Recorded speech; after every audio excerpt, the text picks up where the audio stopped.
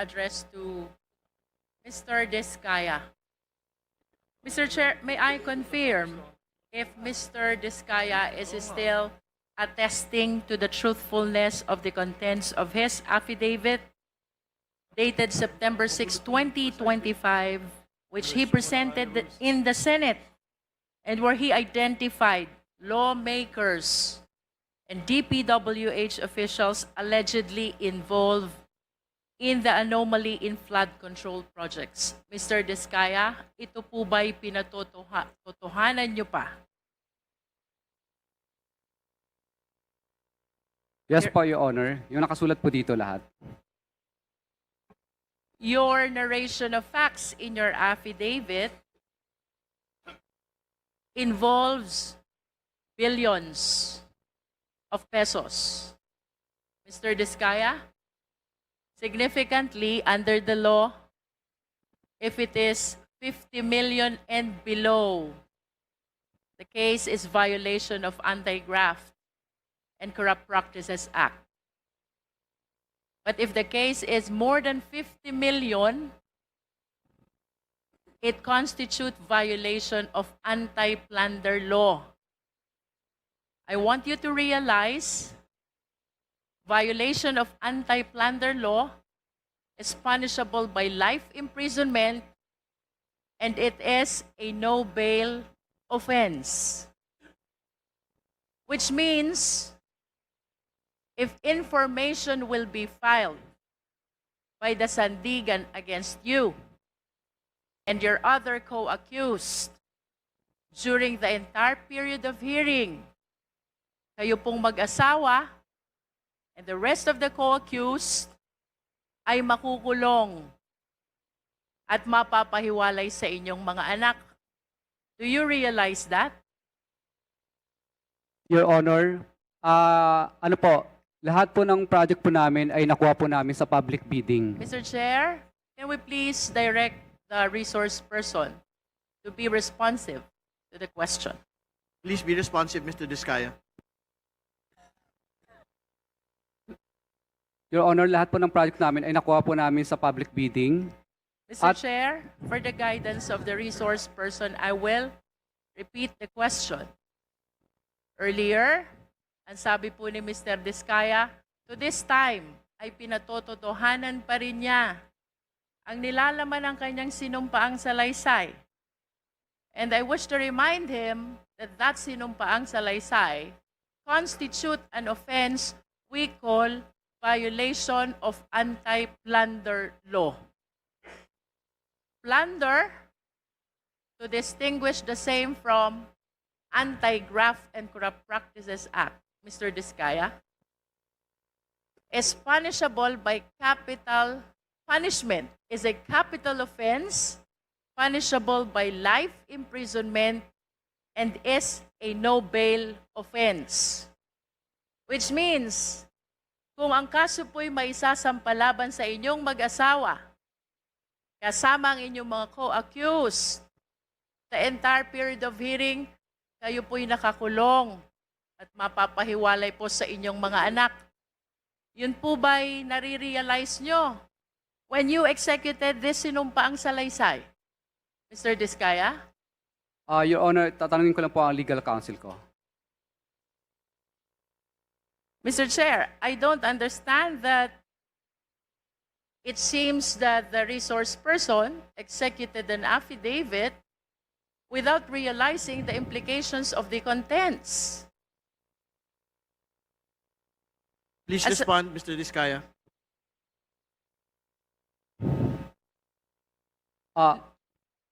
To simplify the question, Mr. Diskaya, nauunawaan niyo po ba ang repercussion, ang epekto, ang implication, ang consequence ng salaysay na inyong isinagawa sa inyong buhay, pamilya? Yes, Your Honor. Do you understand as well that in this affidavit, Mr. Diskaya, kayo po'y umamin na? Do you understand that? You already made an admission about the commission of the case of plunder with your affidavit. No, Your Honor. But you were the one narrating. Kasi Your Honor, ano po ito, pinilit lang po kami, Your Honor. Pinilit lang po. That is for you to prove. But in as far as this committee is concerned, including the members, when we go over your sinumpaang salaysay, to me it appears you are admitting already to the case of plunder. And the worst thing, Mr. Diskaya, among the lawmakers and the DPWH officials whom you identified, all of them denied.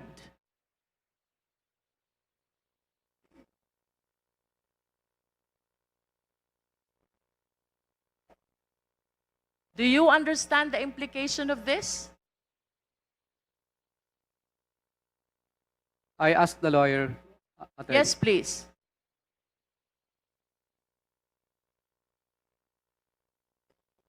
Your Honor, yes po. You understand. Okay. So, Sorry, before proceeding, Congresswoman Luistro, ano yung context ng sinabi niyong pinilit lang po kayo? Nandito po sa aking salaysay na ayaw po naming magbigay. Okay, alright. Naintindihan ko na. Kaya lang po. Hindi ho kayo pinilit isulat itong affidavit. Hindi po. Okay, alright. Thank you. okay, so, naiintindihan mo ang implication consequences ng affidavit mo. Hindi ka ba natatakot makulong?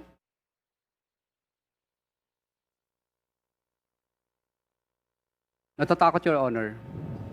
Hindi ka ba natatakot makulong ang asawa mo?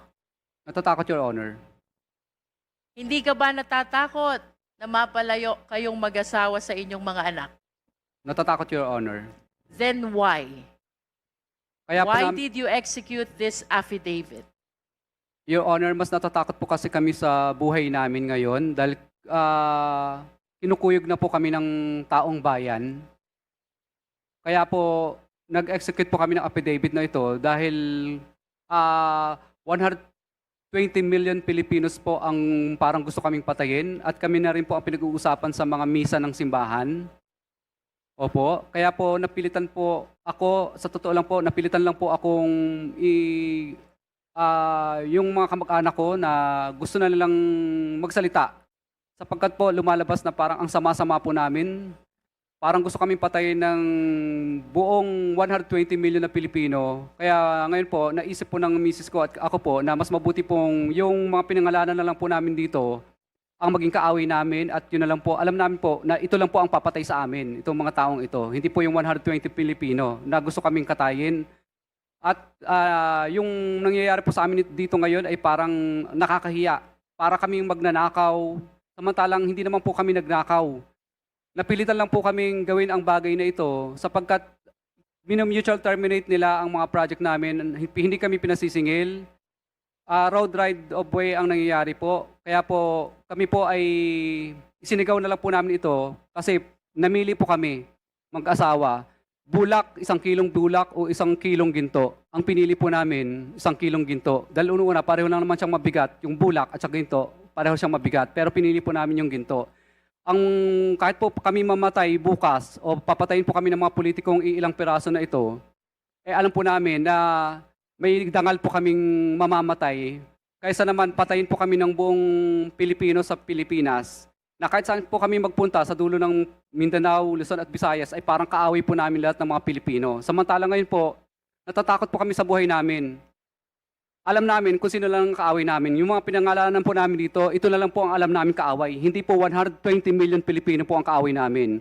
Kaya sana po, pagbigyan niyo po sana kami kasi yung iba pong mga gusto pa pong mag-witness ng mga contractor, kung ako po ay inyong parurusahan po sa ginawa kong ito at ako po ay papagalitan po ninyo, wala na pong iba pang sisigaw ng mga contractor sa buong Pilipinas. Dahil una matatakot na sila kung ano po ang mangyayari sa akin. Kasi ang mangyayari po, parang nagbibigay po tayo ng hudyat sa iba't ibang pang mga contractor na, hoy, tingnan nyo, ang nangyayari kay Curly at saka kay Sarah, tutulad ba kayo dyan para mag-star witness? Hindi na sila sisigaw, parang nagbibigay po tayo ng anyaya sa lahat ng mga tao na Ang maging star witness, Chair, if I may interrupt our resource person, I wish to believe that you are not yet a witness, much less a state witness. And that reminds me as well of paragraph 33 of your affidavit. Who gave you the idea about state witness? bali, ano po, ito po ay sinubukan po namin sapagkat kami po ang Please respond to the question, Mr. Diskaya. ano po, tinanong ko rin po sa mga lawyers din po namin. What do you understand about becoming a state witness? Who decides for you to become a state witness? Ang ano po, presidente po at saka yung Senate po.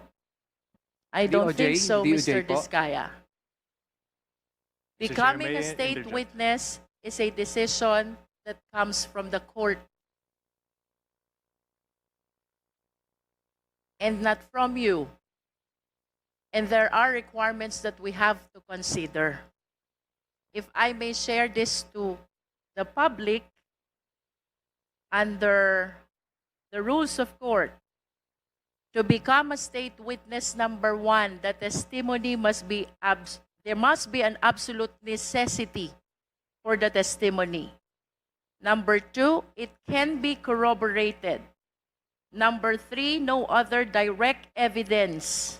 Number four, no previous conviction. And number five, the accused must appear as not the most guilty. Do you think with these requirements, the court will approve your application to become a state witness? Yes po, Your Honor. Do you appear as not most guilty? Yes po, Your Honor. But you have to realize nonetheless, Mr. Diskaya, it is not you who decide. It is the court who decides whether you will be admitted or not as a state witness. And if you are not admitted as state witness, definitely then you will be one of the co-accused. And with your admission that you made already in the Senate and before this committee, I think the offense of plunder is already established. That is why I wish to go back to the question. What made you decide to execute this affidavit, considering the very complicated consequences of your admission? Your Honor, I asked my counsel muna. Yes, please. Your Honor, nasabi ko na po yung mensahe ng sinabi ko po kanina. So it's because mas pinipili mo na makulong kesa sa magalit at mapatay ka ng mga taong nagagalit sa'yo. Do you confirm that, Mr. Diskaya? Yes po, Your Honor. Okay. I wish to invite your attention to paragraph 9 of your affidavit. Mr. Diskaya, sabi mo dito, nagkaroon ng kaunting tagumpay. Kaunting tagumpay ang St. Gerard Construction, kaya minabuti naming mag-asawa na mag-expand at bumuo ng iba pang kumpanya. Can you please enlighten us, what is kaunting tagumpay to you? Your Honor, naging umulad po yung aming kampanya, kaya po nagtayo po ang misis ko ng sarili niyang korporasyon. Can we please convert this into quantitative terms? Magkano po ba yung kaunting tagumpay na kinita ng St. Gerard which prompted you to incorporate additional corporations? Your Honor, ano po, wala po akong data sa ngayon, Your Honor, pero bigyan niyo po ako ng pagkakataon para po, But at least give us an idea. Is this millions or billions?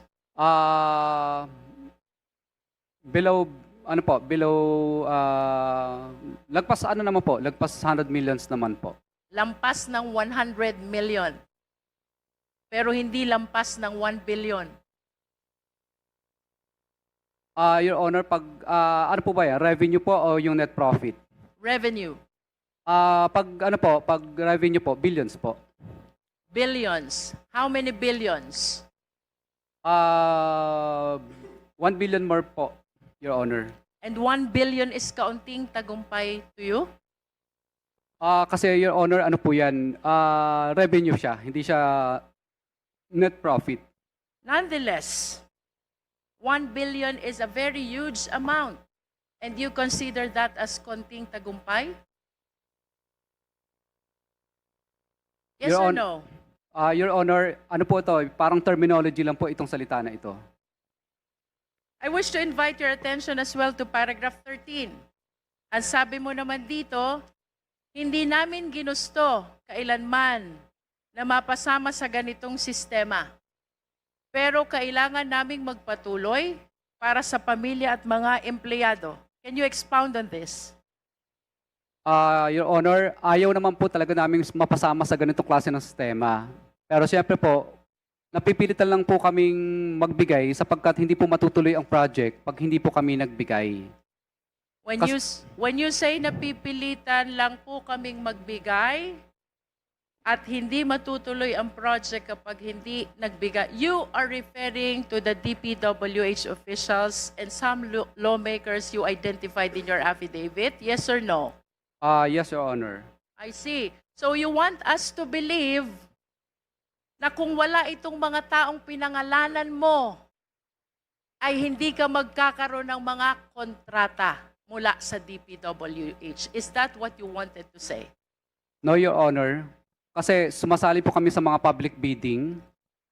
Pag na-award na po yung project at saka nagkaroon ng notice to proceed, doon na po kami hinihingan. Hindi po ma-implement ang project or matatapos kung hindi po kami magbibigay. Yes, but you stated in your affidavit na pilitan ka lang. Yes, Your Honor, kasi hindi po namin gusto na magbigay. Hindi mo gustong magbigay, pero napipilitan kang magbigay sa mga pinangalanan mo dahil hindi ka magkakaroon ng hanap buhay. Tama o mali? Your Honor, ano po, kailangan po, Your Honor, kasi kung hindi po, Please do not change the context of your affidavit. We are educated people here. Mr. Diskaya, I just want it to come from you. Sabi mo, napilitan ka lang. What does that mean? Hindi mo gusto ang ginagawa mo. Pero napilitan kang magbigay to be able to get a contract and have them implemented after the award. Tama o mali? Your Honor, hindi po. Awarded na po sa amin ng project. May notice to proceed na po. Pero, Okay, let me correct. Awarded ng project, napilitan kang magbigay, pero dahil kung hindi ka magbibigay, ika-cancel ang project. yes, Your Honor, or right of way problem o di kaya mutual termination po ang mangyayari. So, it means mawawala yung hanap buhay mo kung hindi ka magsasubmit dun sa system na sinasabi mo. Tama o mali? Hindi po matatapos ang project. Hindi po maumpisahan. Maka-cancel po. So that's precisely the point. Yun yung gusto mong sabihin sa affidavit mo. Napilitan ka lang mag-submit dun sa kanila, mga taong pinangalanan mo, dahil hindi ka makakaumpisa o makakatapos ng project. Did I say it right? Yes, yes, Your Honor. All right. So would you agree with me if I would say that per your experience, kung walang DPWH officials at kung walang mga lawmakers na binanggit mo sa affidavit, walang hanap buhay etong mga construction company mo? Mas, ano po, maganda po ang buhay. Ibig sabihin po, mas makakapaghanap buhay po kami. Pag I wala see. po ang ganun. Opo. Kasi public bidding po ang mangyayari lagi. No. Please listen to the question. Ang sabi mo sa affidavit mo, napipilitan ka lang hindi mo gusto ang ginagawa mo. Pero kaya ka nagbibigay ay dahil hindi mo mai-implement ang project mo dahil ika-cancel nila. That is suffice to say that kung wala sila, wala kayong hanap buhay. Tama? No, Your Honor. What else would you like to mean by this statement? Your Honor, ibig ko pong sabihin dito, kung wala pong pumipigil na ma-implement namin ng tama ang project at hindi po makakancel o walang right of way project, malaya po kaming makakapag-implement ng proyekto po. Okay, but nonetheless, the reason why you are saying nagbibigay ka sa kanila ay para makatapos ka ng project mo. Tama ba yon? Dahil hindi po kami makakasingil at ipapamutual terminate po ang project kapag hindi Precisely. po kami sumunod sa kagustuhan nila. Pag hindi ka nakasingil, walang hanap buhay ang kumpanya nyo. Tama ba yon? Tama po. Okay. So, ibig sabihin, in as far as the period of time referred to in your affidavit is concerned, ang hanap buhay mo, ayon sa'yo, ay dahil pinapayagan ka, pinapatapos ka, at naiipa-implement sa'yo ang mga project mo sa pamamagitan ng mga taong pinangalanan mo. Correct? Your Honor, paulit nga po ulit ang tanong mo. May I be clarified first? Ano ho bang period of time or taon ang tinutukoy nyo when you executed this affidavit? Actually, ito pong affidavit ko na ito po ay related po sa programa po ni PBBM sa mga ghost project po. Kaya ko po ito... So if you are referring to the current administration, then this must be 2022 up to 2024 project, Mr. Diskaya. Tama ba yun? Yes po, Honor. Okay. Okay. So kaya mo natapos ang project is because nakipagkasundo ka sa mga taong pinangalanan mo sa affidavit mo. Hindi po ako nakipagkasundo, Your Honor. Napilitan lang po kami, Your Honor. Hindi po kami nakipagkasundo kasi ayaw po naming magbayad. Sa totoo lang, masarap po ang buhay namin. Mas malaki sana ang kikitain pa namin kung hindi po kami magbabayad. Ayaw po namin. Napilitan ka na makipagkasundo. Would that work for you? Yes. Wala po kami magawa, Your Honor. Okay. Hindi po kami nakipagkasundo pala, Your Honor. Napilitan lang talaga. Nevertheless, you were able to collect the payment for the contracts because you wish to believe dahil nag-submit ka dun sa mga requirement nila. Yes po, Your Honor. Okay. Tama bang sabihin na sa affidavit mo, you would like to implicate the lawmakers and the DPWH officials kung bakit nakakapag-implement ka ng project at nakakasingil ka. They are part of your business, Hindi po siya part ng aming business. operation at least. Hindi rin po, Your Honor. So how do you consider that? Your Honor, talagang ano lang po, talagang pag nanalo na po kami sa bidding, public bidding po kasi yan, doon na po sila dumarating. Okay. So, what is clear, Mr. Diskaya? Hindi ka makakasingil kung wala sila. Do you agree to that? Yes po, Your Honor. Of course, because that is the content of your affidavit. Tama ba? Yes po, Your Honor. Kung wala sila, hindi ka makakasingil.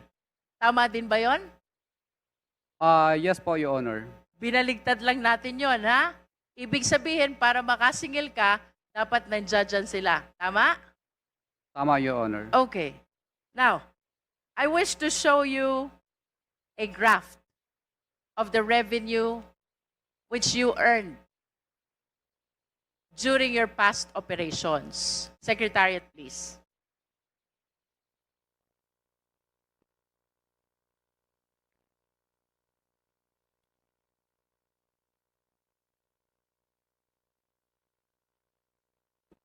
There.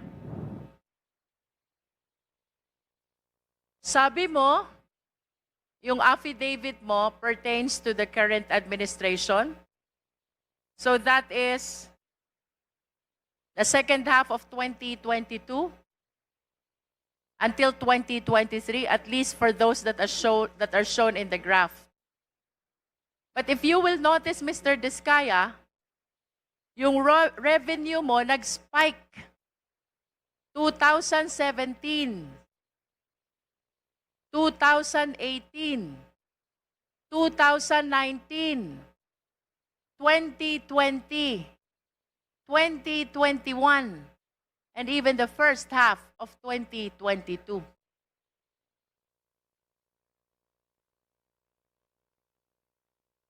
This only shows, Mr. Diskaya, that the revenue that you are generating during the former administration, 2016 to 2022, is bigger than the revenue that you are generating under the current administration. How can you explain this?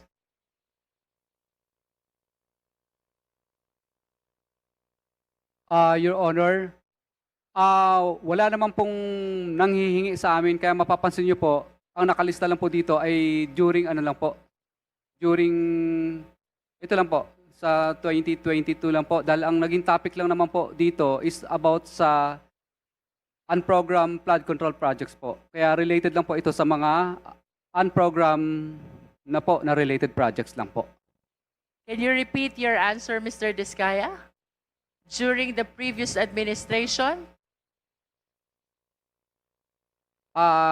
Your Honor, wala naman pong ganyan po nung past 3 administration po. Bali, ito po kasing unprogram lang naman po ang napag-usapan po na kung bakit ito po ang 2022 po ang ating isinama po dito. Are you saying na yung pagbibigay mo ng pera sa DPWH at sa mga lawmakers happened only during the current administration and did not happen during the previous administration? Wala pong ganun pong nangihingi sa amin, di pa po. Wala po, pero nilalabanan po namin sa tunay na bidding po. Nagpapadyaryo po kami. Of course, you know how hard it is to participate in the bidding, Mr. Diskaya.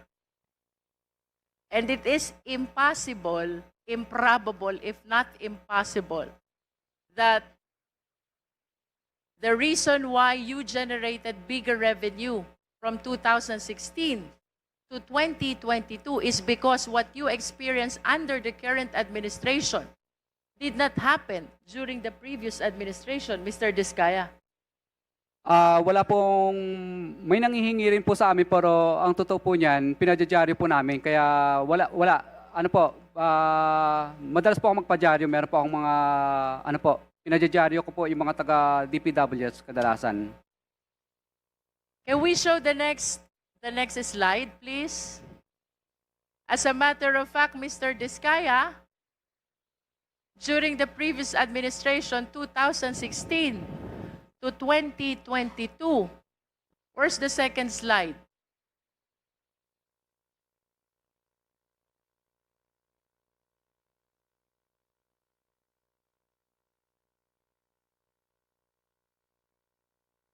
There. It shows that you are the top 1 contractor from July 2016 to December 2017. That's 1.5 years. The total value of awarded contracts is 12 billion. Please explain to me. Your Honor, nirespeto ko po yung report po na ni PCIJ po. Alam ko po nanggaling po sa PCIJ yan. Pero hindi po yan po ang nakadeclare sa amin pong financial statement po. At saka yung mga nag-ongoing. At karamihan nga po dyan is mga na-terminate po na project. Isinama lang po nila sa listahan, pero ang dami po dyan mga na-mutual terminate po na project. If that is not correct, then how much is the amount of the awarded contract to St. Gerard? Hindi po ako sigurado pero titingnan ko po, bigyan niyo po ng time para sa data po niya. At least can you give us an estimate? Is that 10B or 8B? Parang naglalaro lang po yun sa wala pang 3 billion po kasi ang dami pong na mutual terminate na mga project. Mutually terminated contract. What do you mean by mutually terminated contract? Marami pong minsan yung iba po may mga right of way problem kadalasan. Mr. Diskaya, how can you explain to me that under the current administration, may nanghihingi? Otherwise, hindi ka patutuloyin sa kontrata. But under the previous administration, walang nanghihingi. Your Honor, meron din naman pong nangihingi, pero takot sila pag napapadyaryo po sila. Katunayan po, yung mga taga-DPWs noon, pag dumarating na po ang St. Gerard Construction, ang tawag nila sa amin, pasaway. Sinasabihan ko sila, pasaway ba ang sumunod sa RA 9184? Ano ba ang ibig sabihin sa inyo ng pasaway? Yung sumunod sa batas o yung hindi sumunod sa batas? Kaya pinadyaryo po namin sila. Bakit hindi ka ba nagpapadyaryo under the current administration? Nagpadyaryo din po ako nung kay Secretary Bonoan. Papakuha ko lang po yung aking mga dyaryo. And may we know also sino ba yung mga ipinadyaryo mo during the last administration? Iba't ibang mga district po dito sa Pilipinas, saka Like mga how region many po. of them? Mga district engineer ba yan? Mga regional director ba yan? Can you please name names? Siyempre, pag nagpadyaryo ka, that is something which is very memorable to you. Opo. Yung iba po dito po sa DPWH, Cebu. Yung iba po, Sino? yung iba po, sa Region 4A. Who? Opo, hindi po, mga bids and award committee lang po ang pinadyaryo. Bids and Awards Committee. Sino doon? Can you please name names? Hindi po ang ginagawa ko lang po, binabanggit ko lang po yung pangalan ng distrito na yon, pero hindi ko po binabanggit yung pangalan ng Bids and Award Committee na nag-disqualified sa amin, kundi buong district po ang pinapangalanan ko. Can you please walk us through? Sige nga, kwento mo sa amin, ano yung sinasabi mong pagpapadyaryo? Mr. Chair, if What I are may, the contents of the if I may publication? interject, may we request for the physical copies of those tabloids na sinasabi po niyang siya po ay nagpadyaryo ng mga DPWH officials, lalo na po yung mga Bids and Awards Committees, para po malaman natin kung totoong nagsasabi po ng totoo ang ating resource person. Yes, Salamat po. Mr. Diskaya is ordered to submit copies of the publication of names in the dailies. Yes po, Your Honor. Mr. Diskaya, kindly continue explaining anong meron sa current administration compared to the past administration kung bakit, sabi mo, walang nanghihingi during the past administration. Your reason is, nagpapadyaryo ka noon. Ngayon ba, hindi ka nagpapadyaryo? Nagpapadyaryo din po, Your Honor. O balikan natin yung past. Ilang beses ka nagpadyaryo dun sa past administration? Marami din po. Sa bawat Can you mapapanat... please state the number? How many occasions na nagpadyaryo ka? Your Honor, marami-rami na rin po. Hindi ko na po masyadong maalala yung karamihan. Is it more than 10? More than 20? More than po, more than. More than 100? Hindi naman po. Your Honor, isasubmit ko na lang po yung mga na-recover ko But na give us an dyaryo. idea. Give us an idea. More than 20? More than 50 plus po yata yun. 50 50 plus yung naipadyaryo mo. But you were saying, ang laman ng publication mo ay just the engineering office. You do not include the name. Can you please tell us?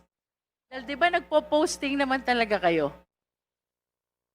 Posting and bidding, during bidding, right? That's part of the requirement Yes po, under Your Honor. procurement law. Yes po, Your Honor. Anong laman ng publication pag pinadyaryo mo sila? Nasa front cover po lahat yung... What do you say? Anong nakalagay doon? Nakalagay po doon na yung pangalan po ng DPWs niyan na kami po ay disqualified sa bidding at humingi kami ng tulong kay Secretary Mark Villar dati noon. Humingi kami ng tulong kay Secretary Mercado rin po noon at humingi rin po kami ng tulong kay Secretary Bonoan din po. Is it not really one of the consequences of participating in the bidding that you can possibly be disqualified because of some requirements? What calls for publication kung na-disqualify ka? Your Honor, pag kami po ang nanalo sa bidding at pinipilit po kaming ipa-disqualify, doon lang po kami nagpapadyaryo. Pero pag hindi naman po kami nanalo sa bidding, hindi po kami nagpapadyaryo. Kasi talo naman talaga kami. And you honestly believe that that is the sole reason kung bakit yung na-experience mong panghihingi ngayon, ayon sa iyong salaysay, ay hindi mo na-experience noon? Yes po, Your Honor. Kasi That is the only reason? takot po sila pag nilalagay na po yung kanilang hatian doon sa dyaryo sa open letter. Is it not that dapat mas nagpadyaryo ka pa nga ngayon? Dahil sabi mo maraming nanghihingi sa'yo. Your Honor, kaya po ako naglakas loob na po ngayon na magsalita dahil kami po ay gustong tumulong po kay PBBM I po. understand. But prior to this time, Mr. Diskaya, kung noon, nasabi mo takot, palagi ka nagpapadyaryo, bakit hindi mo naisip yan? Why did you wait for the President to discover all the anomalous projects in Yo- Bulacan before you came out to the open? Your Honor, ilang beses po ako nagpadyaryo at nagsusumbong pa po ako kay Secretary Bonoan. Pero mapapasin niyo po sa open letter ko doon na parang hindi po pinapansin ni Secretary Bonoan yung dyaryo ko kasi tabloid lang ang dating. Mr. Chair, Yes, please. quick interjection lang, Mr. Chair. Yes, please proceed, yes. Siguro we have to put it on record that some of the Kongs that were mentioned were not part of the 19th Congress. And That is correct. to add lang, Mr. Chair, hindi ka naman magkakaroon ng disqualification kung nagko-comply ka. Thank you. Yun lang, Mr. Chair. Mr. Chair, I just want to manifest that I really find it unbelievable how a simple publication can change entirely this system that he is alleging. Dahil lang sa pagpapadyaryo, his allegation na may nanghihingi under the current administration is entirely absent during the past administration. Mr. Diskaya? Your Honor, ang totoo po talaga dyan kung bakit po takot po na lahat ng mga contractor, hindi lang po kami. Kung kami nga pong mga malalaking contractor ay takot po, mas lalo na po yung mga maliit. Kasi po, Your Honor, nagkaroon po ang DPWs ang department order na kapag na-disqualified ka po ng 3 ulit, ay mabablacklist ka na po. So takot na takot po yung mga contractor na disqualified ng 3 times. Kasi ang department order po nila, 3 disqualification, i-recommend ka nila para ma-blacklist po. So takot po ang mga contractor na ma-blacklist ng 3 ulit kasi sigurado pong ma-disqualified ng 3 ulit kasi sigurado mabablacklist po sila. Kaya ang ginagawa na lang po ng lahat ng contractor minsan, makisama na lang kasi mabablacklist po. Kasi yung mga taga-Biz and Award Committee po, gagawang kanila ng paraan para tuldok lang, tuldok sa kasalitang nagkamali ay disqualified ka na po. Are Kung you nagprotesta referring ka, to the previous or the current administration? ngayon lang po kasi nauso yung yung department order na 3-strike policy na So you are referring to the current administration. Let me simplify my question, Mr. Diskaya. I'm about to conclude. Yes po, kasi naghigpit po sila ng husto para po yung Mr. Diskaya, if I may interrupt, I will simplify the question. Yes po, Your Honor. Would you like to say na sa current administration may nanghihingi, pero sa past administration walang nanghihingi? Your Honor, meron din naman po na may nanghihingi po, pero hindi ganun kahigpit po. For example po, hindi uso ang 3-strike policy po noon. Na pag naka-disqualified po ang contractor na 3 ulit, mabablacklist na. Alright. With your admission na may nanghihingi din po, question, Bakit hindi mo sinama doon sa affidavit mo? Your Honor, ano po yun, hindi naman po naging successful yun. Kaya hindi ko na po, Nonetheless, may nanghingi pa rin. It's you who admitted. May nanghihingi din po during the past. You know why I'm asking you this line of questions? Because there is a principle in the law of evidence, falsus in uno, falsus in omnibus. False in one testimony is false in all testimonies. Bakit parang nagkaroon ka ng selective amnesia, Mr. Diskaya? Would you like us to believe na may nanghihingi during the current administration tapos walang nanghihingi during the past administration? How would you even explain na during the past administration, top 1 contractor ka from PCIG data, and yet you are claiming walang nanghihingi unlike during the current administration? What I wish to point out, Mr. Diskaya, your affidavit is full of inconsistencies and lies. Your Honor, ang affidavit po na ito ay tungkol lang po sa pagsuporta po namin kay PBBM po. Kasi po, ang kanya pong finirash po sa TV nung nakaraan po ay report po tungkol sa mga unprograms po na project. Kaya dito lang po ang salaysay ko hanggang... Okay, then let me ask you, if you are saving your statement by claiming that you are pertaining only to what the President discovered as anomalous projects during his administration, let me ask you, sino yung mga nanghihingi during the past administration? Your Honor, ano lang po,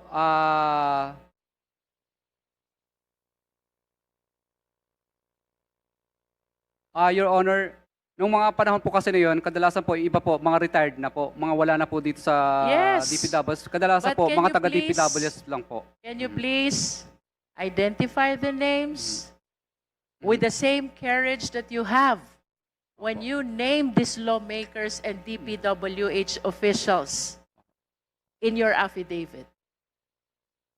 Your Honor, for example po, si D.E. Art Pascual po dati. Kaya lang patay na po Who siya. is kawawa naman D.E.R. po. Pascual? Opo, D.E. Art Pascual. Siya po ang nagpa-block. Bago po siya namatay noon, ay pina-blacklist niya po kami dahil nag-negative slippage. So siya po ang talagang tunay na nanghihingi sa amin. Huwag ka So hindi po magbanggit kami... ng pangalan ng patay na. Bakit pangalan ng patay yung binabanggit mo? Hindi makakasagot sa'yo. Oho. Yung iba po kasi sa... Ganito na lang ho kaigsi yung pasensya ng komite na ito. Mhm. Bago ho tayo umabot sa punto na walang uwian. So, seryosohin po natin yung pagsagot. Hindi ho namin tatanggapin yung mga ganyan po. Nagtatanong ng pangalan ng patay. Hindi nyo na rinespeto yung tao. Your Honor, okay lang po ba yung data po kasi wala pa sa akin yung iba pang mga Bigay ka data. ng bakit papel ang hinahanap? Yung laman ng utak mo hinahanap. Sino yung humingi ng pera? Mula sa nagdaang gobyerno. Opo. Hindi ko kailangan ng papel para doon. Opo. Dati po sa sa bandang Region 4A po noon, mga regional director naman O po kaya noon. magbigay ka ng araw. pangalan. Po. Bali ano po nakalimutan ko na yung pangalan. Magbigay Mas ka tagal ng na po. pangalan. Si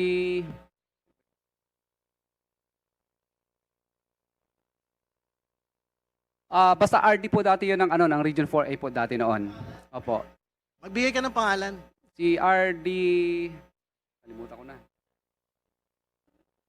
Hindi pa siya nagbigay ng... Magbigay ka ng pangalan ng hihingi nung nagdaang gobyerno. Opo. RD po ng ng Region 4A po dati noon. Hindi ko lang po masyadong ma-mention kasi nasa isang papel ko po 'yon. Opo. Ano po yun? Anong taon? Kung hindi ako O sino nagkakamali, yung taga 4A? May taga 4A dito, di ba, RD? Sinong 4A ngayon? Kabisado niyo yung mga pangalan ng mga 4A na nauna. ay year ano po yun? Year 20, ano po yata? 2018? Something ganun po. 2018, 2019. Region 4A, Opo. RD. Opo. O sino yung 4A RD? Ngayon, pumunta kayo rito. Sabihin niyo yung mga nagdaang RD. Huwag ka na kayo magkamayan. Director Samson Hebra po dati nung araw. Buhay pa ba yun? Buhay pa ba yun? Yung mga taga DPWH, buhay pa po ba yun? O sige, pakuyulit yung pangalan. Director Samson Hebra po. Humihingi ng pera sa inyo. May inuutusan lang po siya na kailangan ay magbigay po at may pinakukuha. Pero hindi po kami pumayag. Magkano yung hinihingi? Ano po, bali, ano po, parang nasa ano po yata yun, parang 10%. Para kanino?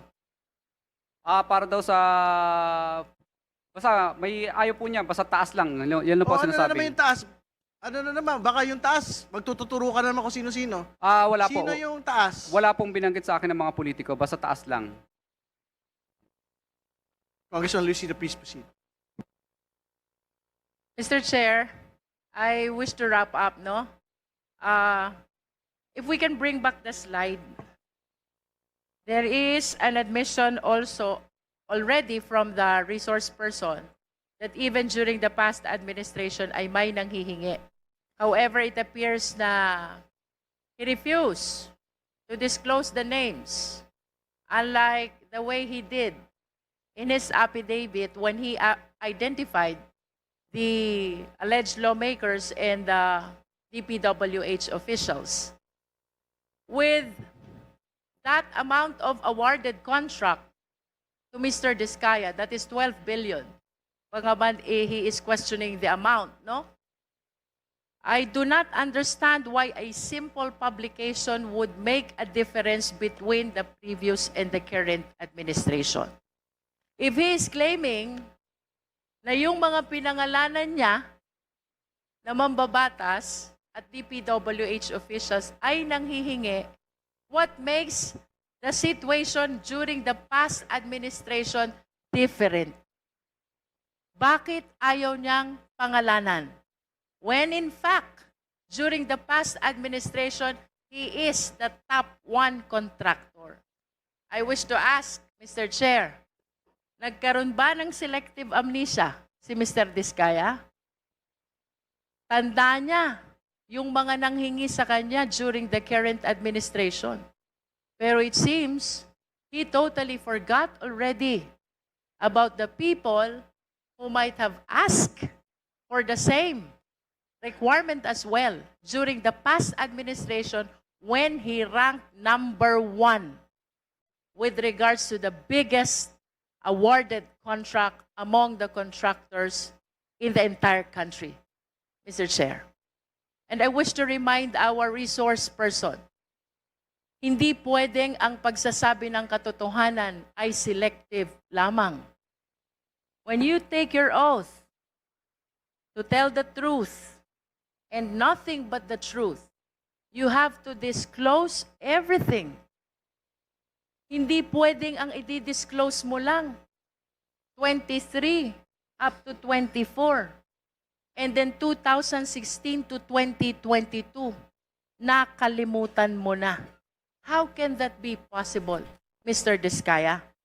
And of course, let us remind our resource person again, falsus in uno, falsus in omnibus.